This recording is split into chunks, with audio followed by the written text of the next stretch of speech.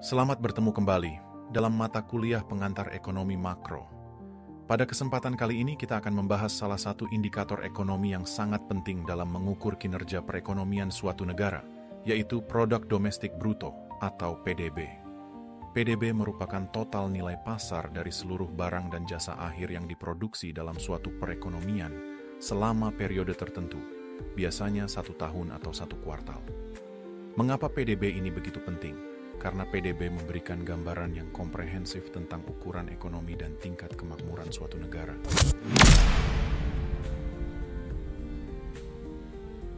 Ada beberapa konsep kunci yang perlu kita pahami mengenai PDB. Pertama, PDB hanya menghitung barang dan jasa akhir, bukan barang dan jasa antara. Hal ini dilakukan untuk menghindari perhitungan ganda yang bisa menggelembungkan nilai PDB. Sebagai contoh, jika kita memproduksi roti, nilai tepung terigu tidak dihitung secara terpisah karena sudah termasuk dalam nilai roti yang dijual.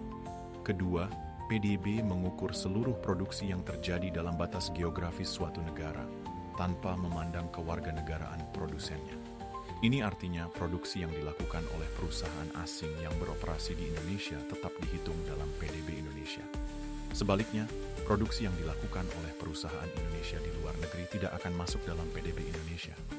Untuk memberi gambaran lebih jelas, mari kita lihat data PDB beberapa negara ASEAN pada tahun 2023. Misalnya, Indonesia memiliki PDB sebesar 1.391,8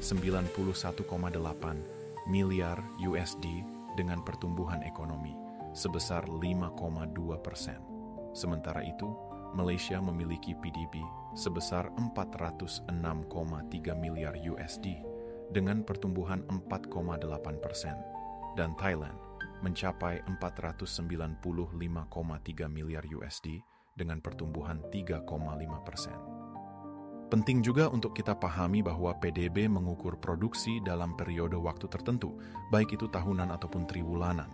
Di Indonesia, Badan Pusat Statistik atau BPS merilis data PDB triwulanan, yang memungkinkan kita untuk memantau pertumbuhan ekonomi secara lebih teratur dan melihat tren ekonomi dari waktu ke waktu.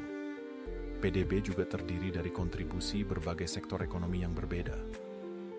Di Indonesia, sektor-sektor ini antara lain industri pengolahan dengan kontribusi 19,8%, perdagangan besar dan eceran 13,2%, serta sektor pertanian, kehutanan, dan perikanan yang menyumbang 13%. Sektor lainnya, seperti konstruksi dan pertambangan, juga memberikan kontribusi penting terhadap PDB. Memahami struktur PDB ini sangat penting, karena dengan cara ini kita bisa merumuskan kebijakan ekonomi yang tepat. Kita juga bisa mengidentifikasi sektor-sektor yang memerlukan perhatian khusus untuk pembangunan lebih lanjut.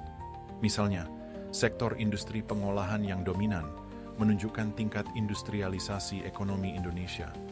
Sementara itu, kontribusi besar sektor pertanian juga mengindikasikan pentingnya sektor tersebut dalam menyerap tenaga kerja dan menjaga ketahanan pangan. Selain itu, PDB juga digunakan untuk membandingkan ukuran ekonomi antar negara dan mengklasifikasikan negara berdasarkan tingkat pendapatannya. Bank Dunia, misalnya, menggunakan PDB per kapita untuk mengelompokkan negara-negara menjadi negara berpendapatan rendah, menengah, dan tinggi. Itulah penjelasan tentang konsep dasar PDB. Pemahaman ini sangat penting, tidak hanya untuk kita yang terlibat dalam bidang ekonomi, tetapi juga untuk memahami bagaimana kebijakan ekonomi dapat diukur dan diterapkan dengan lebih efektif.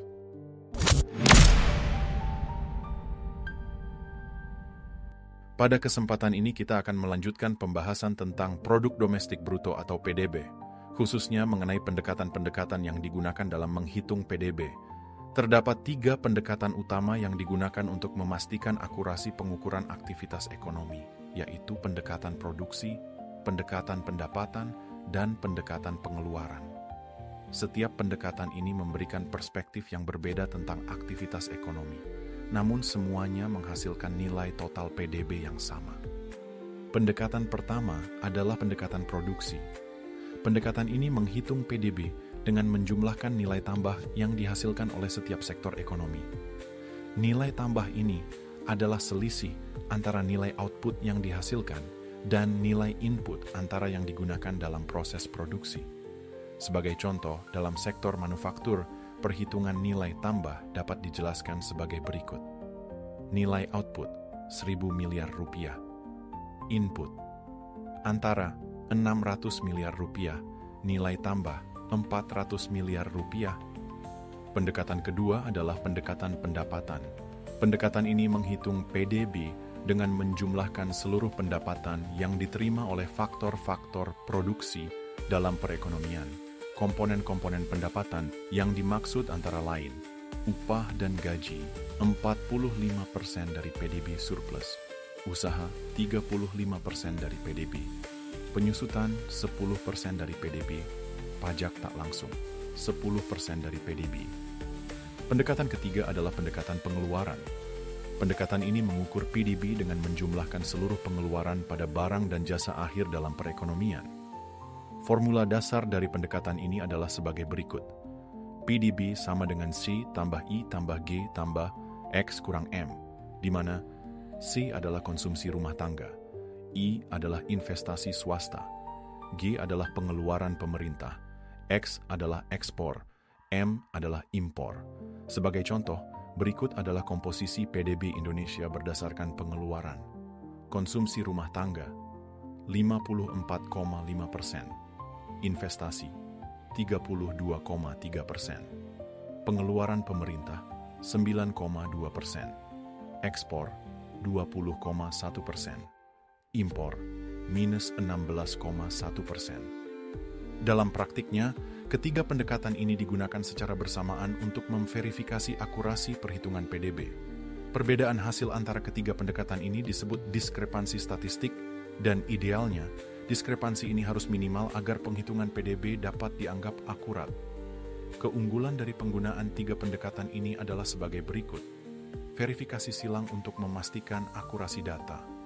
Memberikan pemahaman komprehensif tentang struktur ekonomi membantu dalam identifikasi sumber-sumber pertumbuhan ekonomi. Memungkinkan analisis distribusi pendapatan yang lebih baik. Menyediakan evaluasi kinerja sektor eksternal seperti ekspor dan impor.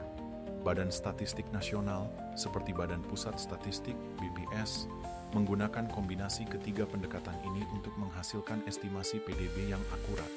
Data-data ini dikumpulkan melalui berbagai survei, sensus, dan laporan keuangan dari berbagai sektor ekonomi yang ada di Indonesia.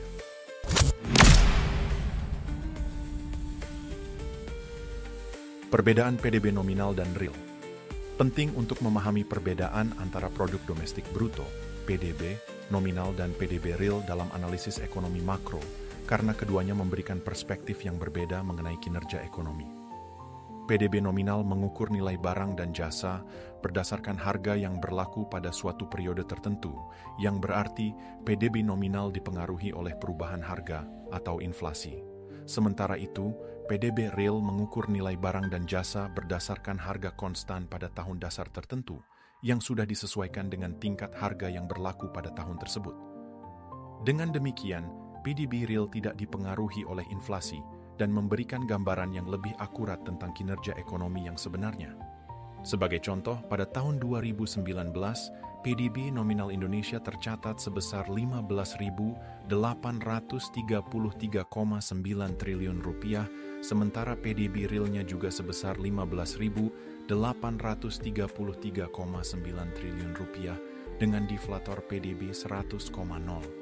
Pada tahun 2020, PDB nominal Indonesia tercatat sebesar 15.434,2 triliun rupiah, sedangkan PDB realnya tercatat 15.312,8 triliun rupiah dengan deflator PDB 100,8. Tahun 2021 menunjukkan PDB nominal sebesar 16.970,8 triliun rupiah dan PDB real sebesar 15.897,3 triliun rupiah dengan deflator PDB 106,8. PDB nominal sering disebut sebagai PDB atas dasar harga berlaku, sementara PDB real disebut sebagai PDB atas dasar harga konstan. Perbedaan antara keduanya mencerminkan perubahan tingkat harga atau inflasi dalam perekonomian. Deflator PDB yang dihitung sebagai rasio antara PDB nominal dan PDB real dikalikan 100 adalah ukuran komprehensif inflasi dalam perekonomian. Berbeda dengan indeks harga konsumen, IHK, yang hanya mengukur inflasi dari sisi konsumen, deflator PDB mencakup perubahan harga seluruh komponen dalam PDB. Untuk menghitung pertumbuhan ekonomi, biasanya digunakan PDB real karena dapat mengeliminasi efek perubahan harga, mencerminkan perubahan volume produksi yang sebenarnya, memungkinkan perbandingan antar waktu yang lebih akurat, dan memberikan gambaran nyata mengenai peningkatan kesejahteraan masyarakat. Misalnya, pada tahun 2020, pertumbuhan PDB nominal Indonesia tercatat minus 2,5%, sementara pertumbuhan PDB realnya tercatat minus 3,3%. Pada tahun 2021, pertumbuhan PDB nominal tercatat 10,03%, sedangkan pertumbuhan PDB real tercatat 3,8%. Pada tahun 2022, pertumbuhan PDB nominal tercatat 15,4%, sementara pertumbuhan PDB real tercatat 5,3%. Dan pada tahun 2023, pertumbuhan PDB nominal tercatat 10,6%, sementara pertumbuhan PDB real tercatat 5,0%. Walaupun PDB real lebih sering digunakan untuk menghitung pertumbuhan ekonomi, PDB nominal tetap penting untuk beberapa hal. PDB nominal digunakan untuk mengukur ukuran ekonomi aktual pada titik waktu tertentu, analisis beban utang dan rasio keuangan, perbandingan internasional nilai ekonomi, serta perencanaan anggaran dan kebijakan fiskal. Pemahaman tentang perbedaan antara PDB nominal dan PDB real sangat membantu pengambil kebijakan dalam mengevaluasi efektivitas kebijakan anti-inflasi, merumuskan target pertumbuhan ekonomi, menilai daya beli masyarakat, menganalisis sustainabilitas utang, dan merencanakan belanja pemerintah.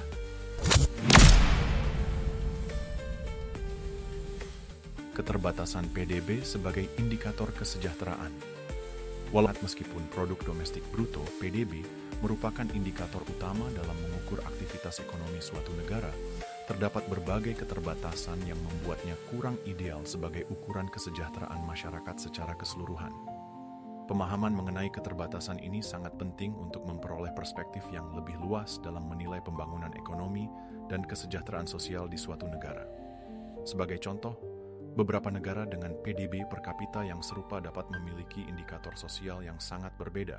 Misalnya negara A memiliki PDB per kapita sebesar $12.500 Amerika, harapan hidup 76,5 tahun, tingkat melek huruf 98,5%, dan koefisien Gini 0,32. Sementara itu, negara B dengan PDB per kapita $12.450 Amerika memiliki harapan hidup lebih rendah, yaitu 69,8 tahun, tingkat melek huruf 85,2%, dan koefisien Gini yang lebih tinggi, yaitu 0,48. Sedangkan negara C dengan PDB per kapita $12.600 Amerika memiliki harapan hidup 72,3 tahun, tingkat melek huruf 92,1%, dan koefisien Gini 0,41. Perbedaan ini menunjukkan bahwa meskipun pendapatan per kapita serupa, kesejahteraan masyarakat di setiap negara dapat sangat bervariasi. Beberapa keterbatasan utama PDB sebagai indikator kesejahteraan meliputi aspek distribusi pendapatan, aktivitas non-pasar, dan kualitas hidup.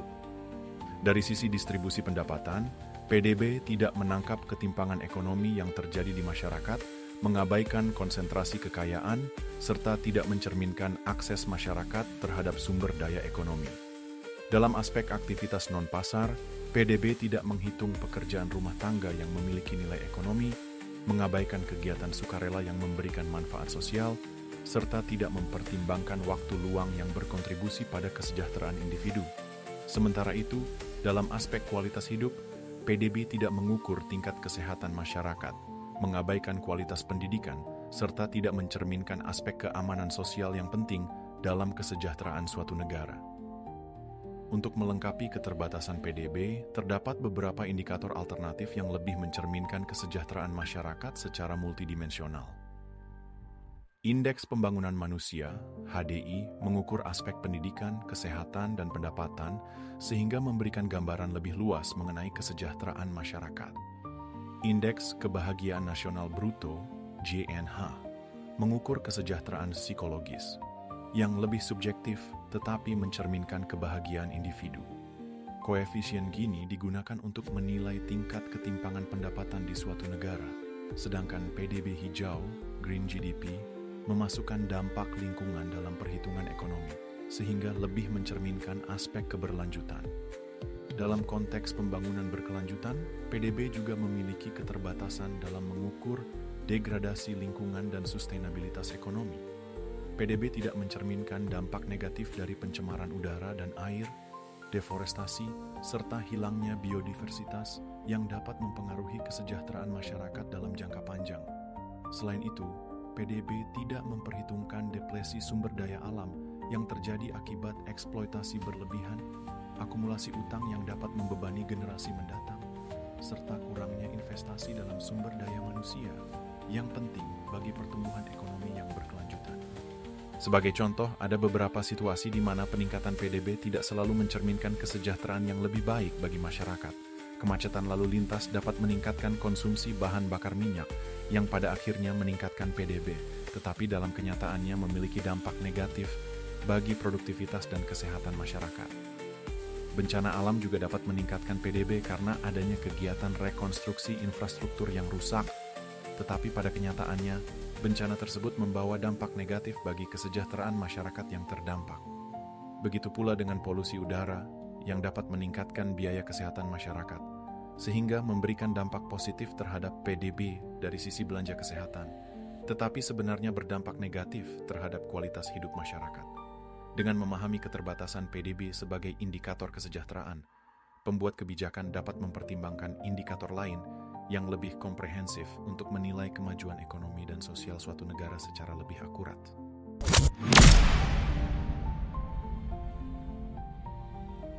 Indikator ekonomi lainnya, PNB, NNP, Disposable Income.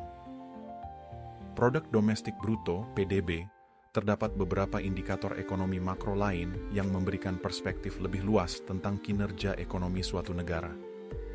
Setiap indikator memiliki fokus dan kegunaan yang berbeda dalam analisis ekonomi, sehingga dapat digunakan untuk memahami aspek-aspek yang tidak tercakup dalam PDB.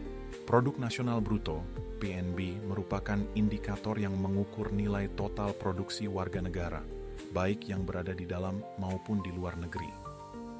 Perbedaan utama antara PDB dan PNB terletak pada cakupan geografis dan kewarganegaraan. PDB mencakup seluruh produksi yang terjadi di dalam negeri, baik yang dilakukan oleh warga negara maupun oleh warga asing. Sementara itu, PNB hanya mencakup produksi yang dilakukan oleh warga negara, baik yang berada di dalam negeri maupun di luar negeri. Misalnya, jika suatu negara memiliki PDB sebesar 1.000 miliar dolar Amerika, dengan pendapatan warga negaranya di luar negeri sebesar 50 miliar dolar Amerika, dan pendapatan warga asing di dalam negeri sebesar 70 miliar dolar Amerika, maka nilai PNB negara tersebut akan menjadi 980 miliar dolar Amerika. Net National Product, NNP, atau Produk Nasional Neto adalah PNB yang telah dikurangi dengan depresiasi atau penyusutan modal. Indikator ini memberikan gambaran mengenai produksi bersih suatu negara setelah memperhitungkan biaya pemeliharaan dan penggantian aset yang telah digunakan dalam proses produksi. Misalnya, jika suatu negara memiliki PNB sebesar 980 miliar dolar Amerika dan depresiasi modalnya sebesar 85 miliar dolar Amerika, maka nilai NNP-nya menjadi 895 miliar dolar Amerika. Pendapatan disposable atau disposable income adalah pendapatan yang tersedia bagi rumah tangga untuk konsumsi dan tabungan setelah membayar pajak dan menerima transfer dari pemerintah. Indikator ini memberikan gambaran mengenai daya beli masyarakat serta kesejahteraan ekonomi mereka. Misalnya, jika suatu negara memiliki pendapatan nasional sebesar 85% dari PNB, dengan pajak langsung sebesar 15% dan transfer pemerintah sebesar 8%, maka disposable income negara tersebut menjadi 78% dari PNB. Setiap indikator ekonomi memiliki kegunaan utama dalam analisis ekonomi. PDB digunakan untuk mengukur aktivitas ekonomi domestik dan sering digunakan oleh pemerintah serta investor dalam menilai pertumbuhan ekonomi. PNB lebih fokus pada pendapatan warga negara, sehingga menjadi acuan bagi perencana ekonomi dalam memahami kesejahteraan masyarakat secara lebih luas. NNP digunakan oleh analis industri untuk menilai produksi bersih suatu negara setelah memperhitungkan penyusutan modal. Sementara itu, disposable income menjadi indikator utama dalam menilai daya beli masyarakat, yang sangat penting bagi pebisnis dan konsumen dalam merencanakan konsumsi dan investasi. Pentingnya berbagai indikator ekonomi ini tidak hanya terbatas pada perencanaan ekonomi nasional, tetapi juga dalam analisis kesejahteraan masyarakat, evaluasi kebijakan fiskal, proyeksi pertumbuhan ekonomi, dan pengambilan keputusan investasi. Dengan mempertimbangkan berbagai indikator ini, analisis terhadap kondisi ekonomi suatu negara dapat menjadi lebih komprehensif dan tidak hanya bergantung pada PDB sebagai satu-satunya ukuran kinerja ekonomi.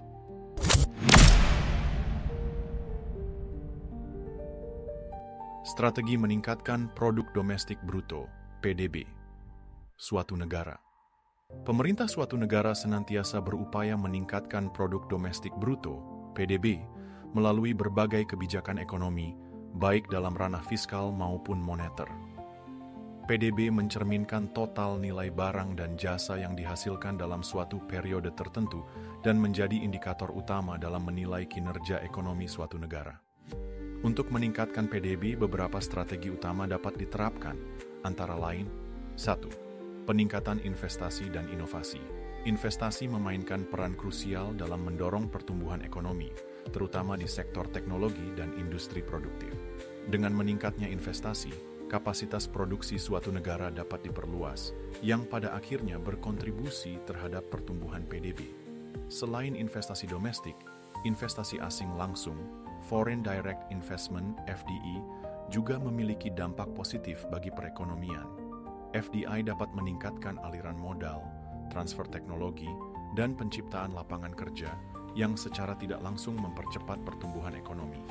Lebih lanjut, inovasi dalam teknologi dan proses produksi berperan dalam meningkatkan efisiensi dan produktivitas di berbagai sektor. Penerapan teknologi mutakhir memungkinkan peningkatan output dengan sumber daya yang lebih optimal, sehingga mendorong pertumbuhan ekonomi yang berkelanjutan. 2. Pembangunan infrastruktur yang mendukung pertumbuhan ekonomi. Ketersediaan infrastruktur yang memadai merupakan faktor esensial dalam meningkatkan efisiensi ekonomi dan mempercepat laju pertumbuhan PDB. Infrastruktur yang baik, termasuk jalan, jembatan, pelabuhan, dan sistem transportasi, memfasilitasi distribusi barang dan jasa secara lebih cepat dan efisien. Selain meningkatkan konektivitas antar wilayah, infrastruktur yang berkualitas juga mampu menurunkan biaya logistik dan meningkatkan daya saing produk domestik di pasar internasional. Oleh karena itu, investasi dalam pembangunan infrastruktur menjadi salah satu strategi utama dalam meningkatkan PDB suatu negara. 3. Kebijakan ekonomi berkelanjutan. Perekonomian yang berkelanjutan menjadi perhatian utama dalam upaya peningkatan PDB jangka panjang. Beberapa kebijakan yang dapat diterapkan untuk mencapai pertumbuhan ekonomi yang berkelanjutan meliputi pembangunan infrastruktur hijau, seperti transportasi berbasis energi terbarukan dan proyek ramah lingkungan, guna menciptakan ekonomi yang lebih berkelanjutan. Peningkatan kualitas sumber daya manusia, SDM, melalui pendidikan dan pelatihan, terutama dalam sektor-sektor ekonomi baru yang berorientasi pada keberlanjutan. Kebijakan ekonomi yang stabil dan berorientasi jangka panjang yang mencakup pengelolaan fiskal yang prudent serta kebijakan moneter yang mendukung stabilitas harga dan nilai tukar. Melalui implementasi kebijakan ekonomi yang berkelanjutan, pertumbuhan PDB dapat dicapai tanpa mengorbankan aspek lingkungan dan kesejahteraan sosial.